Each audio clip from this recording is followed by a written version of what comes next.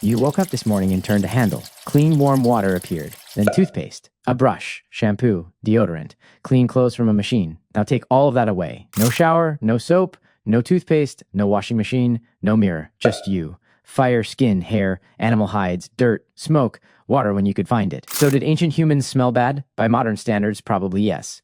But that answer is too simple. The real question is, how did they stay clean enough to survive? They were not helpless. They were not stupid. They had tools, just not our tools. Let us start with the mouth. Right now, your mouth contains hundreds of species of bacteria. Brushing does not remove them. It manages them. Modern toothpaste is crowd control, not magic. Ancient humans had no toothbrush, no paste, no floss, no mouthwash. And yet, ancient teeth were not always terrible. The bigger problem came later, when the food changed. Before farming, humans ate meat, roots, nuts, berries, seeds, a wide variety. Then agriculture brought more grain, more starch, more sugar, more food that fed cavity-causing bacteria. The moment humans got better at making bread, they also got better at making cavities. But they were not doing nothing. They had a tool so simple it sounds ridiculous. A stick. A chewing stick frayed at one end could scrape teeth, clean between them, and deliver plant chemistry directly. Some traditional chewing sticks like miswak have been studied by modern researchers.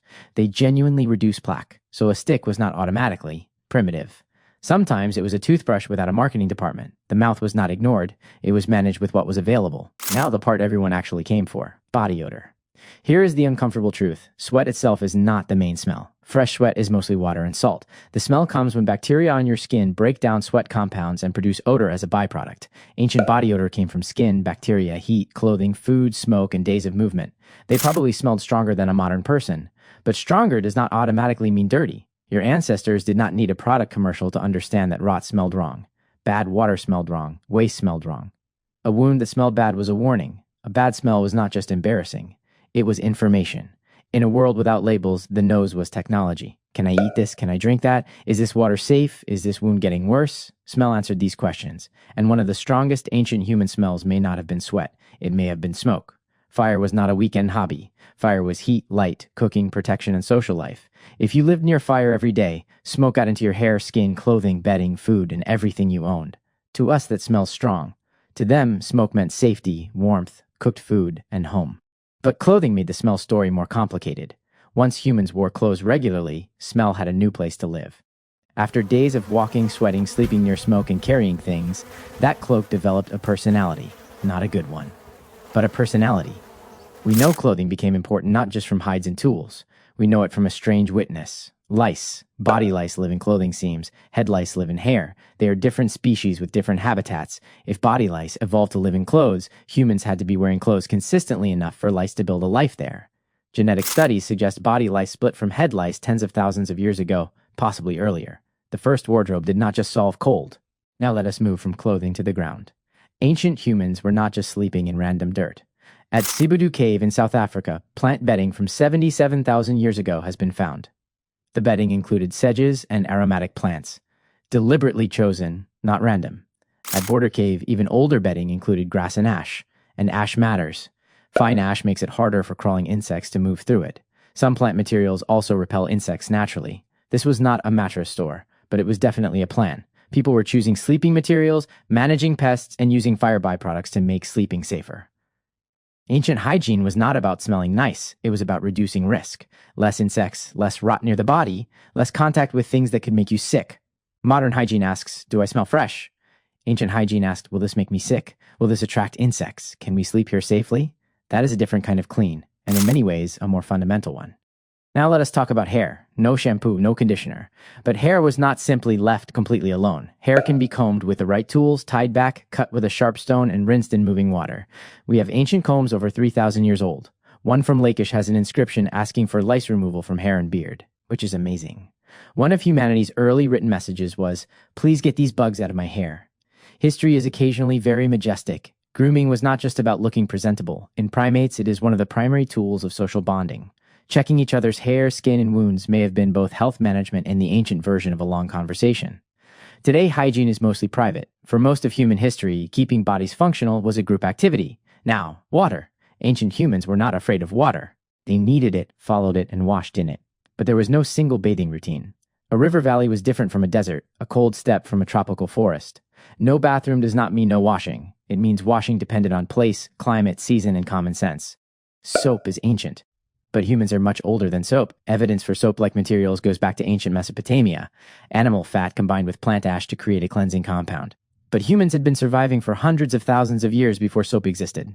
They had other methods. Sand can scrub, ash cuts through grease, clay absorbs oils from skin, water carries dirt away, sunlight dries and disinfects, smoke affects insects. None of these are modern soap, but none of them are nothing.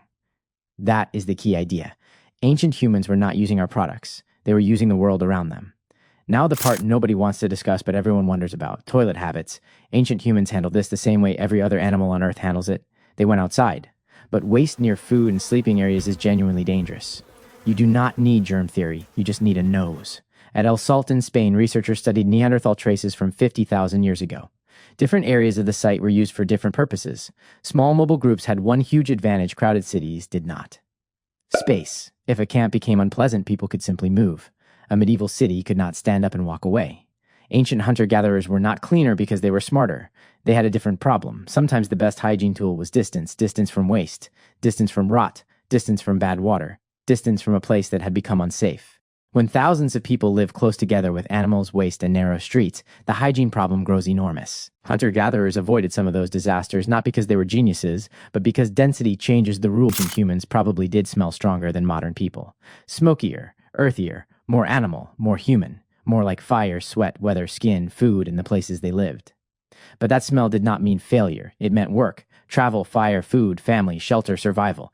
And here is the strangest part. We might smell insane to them. Soap, shampoo, deodorant, perfume, fabric softener. To us, that smells clean. To them, it might smell like a chemical storm wearing clothes. Clean is not just a smell. Clean is a culture. Our expectation of almost zero body odor is very new. Largely a product of the 20th century. Ancient humans had body odor by our standards. But by their standards, surrounded by people who smelled exactly the same way, it was simply normal. So the answer is not, ancient humans were clean like us. They were not. But the answer is also not, ancient humans were filthy, helpless idiots. They were not that either. They had water, fire, plants, ash, sand, clay, chewing sticks, plant bedding, and grooming practices. They had community care, spatial intelligence, and thousands of years of paying attention.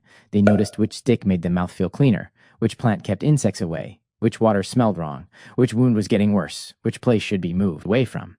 That is not ignorance. That is a different kind of knowledge built from direct experience. Your ancestors were not dirty in the simple way we imagine. They were working with different tools toward the same goal. Stay clean enough. Stay healthy enough. Keep the people around you functional. Survive. And they did, for a very long time. With sticks, ash, plant bedding, movement, and careful attention. The next time you step into a shower, you are part of a very long story.